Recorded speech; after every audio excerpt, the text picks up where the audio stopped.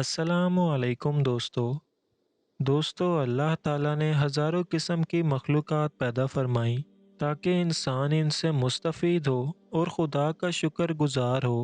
اس دنیا کے علاوہ بھی اللہ نے انسان کے لیے دل بہلانے والی مخلوقات کو پیدا فرمایا تاکہ دنیا کی تکلیف اور آزمائشوں سے تھکا ہارا بندہ جس نے اللہ کے حکم کے آگے اپنی تمام تر خواہشات کو قربان کر دیا اسے وہ مخلوق بطور انعام دی جائیں۔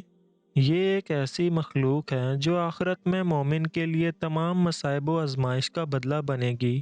آسمانی کتابوں میں اس خوبصورت مخلوق کو حور عین کہا جاتا ہے۔ لفظ حور حورہ کی جمع ہے اور حورہ اس عورت کو کہا جاتا ہے جو سفید رنگ والی حسین و جمیل عورت ہو۔ قرآن مجید میں کئی مقامات پر ان حوروں کا ذکر ملتا ہے۔ مثلاً سورہ الصفات میں اللہ تعالیٰ فرماتے ہیں، نعمتوں والی جنت میں جنتی تختوں پر ایک دوسرے کے سامنے بیٹھے ہوں گے، جہاں شراب کے جام کا ان پر دور چل رہا ہوگا جو پینے میں شفاف اور لذیذ ہوگی، نہ اس سے درد سر ہوگا اور نہ اس کے پینے سے وہ بہکیں گے، اور ان کے پاس نیچی نظروں اور بڑی بڑی آنکھوں والی حوریں ہوں گی، ایسی نازک جیسے انڈے کے چھلکے کے نیچے چھپی ہوئی جھلی۔ اسی طرح سورہ رحمان میں اللہ تعالیٰ ارشاد فرماتے ہیں، وہاں یعنی جنت میں نیچی نگاہوں والی حوریں ہیں جو ان کو ان سے پہلے کسی جن و انس نے ہاتھ نہیں لگایا، وہ ایسی ہوں گی جیسے چمکتے ہوئے ہیرے اور موتی۔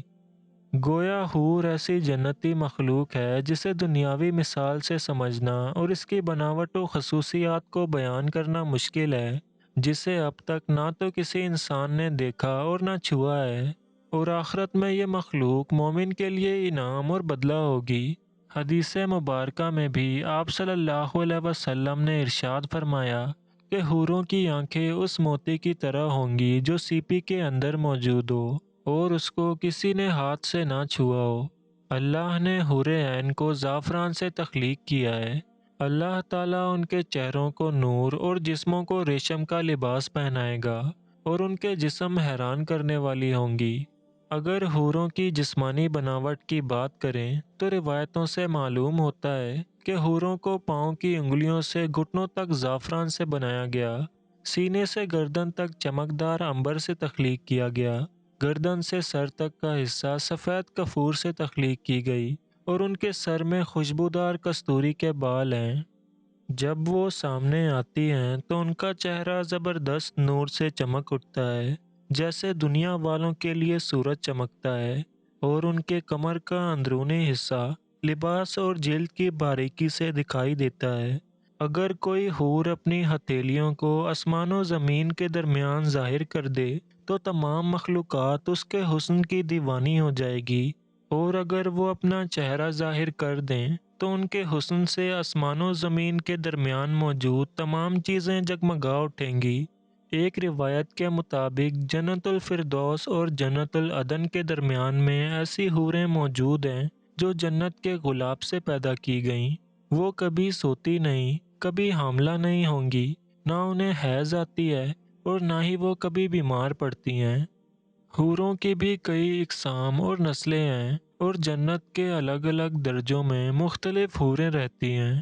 جیسا کہ حضرت ابن عباس فرماتے ہیں کہ جنت میں ایک نہر موجود ہے، اس نہر کا نام بیدق ہے، اس نہر کے نیچے حوریں اگتی ہیں اور خوبصورت آواز میں قرآن مجید کی تلاوت کرتی ہیں اور اللہ کی حمد و ثنا بیان کرتی ہیں۔ جنت میں جنتی جب اس نہر کے پاس پہنچیں گے تو ان حوروں سے ہاتھ ملائیں گے۔ جب مرد کسی حور کی کلائی کو چھوئے گا تو وہ حور اس کے پیچھے چل پڑے گی اور اس کی جگہ دوسری حور اگائے گی۔ اسی طرح جنت میں موجود مختلف اقسام کی حوروں کا مختلف جنتی نام ہے۔ مثلاً خیرہ اور اینا نامی حور جس کے متعلق روایتوں میں آتا ہے کہ ان کے ارد گرد 70,000 خدمتگار لڑکیاں چلتی ہیں اور جو پرہیزگار بندے کو خود جنت میں تلاش کرتی ہیں۔ حور جنت کی ایک ایسی نعمت ہے جو ادنا سے ادنا جنتی شخص کو ملے گی۔ جیسا کہ حضرت ابن عمر فرماتے ہیں کہ ہر ایک ادنا درجے کے جنتی کو بھی 1,000 محل دیے جائیں گے اور ہر دو محل کے درمیان 1000 سال کا فاصلہ ہوگا۔ ہر محل میں حور عین ہوں گی۔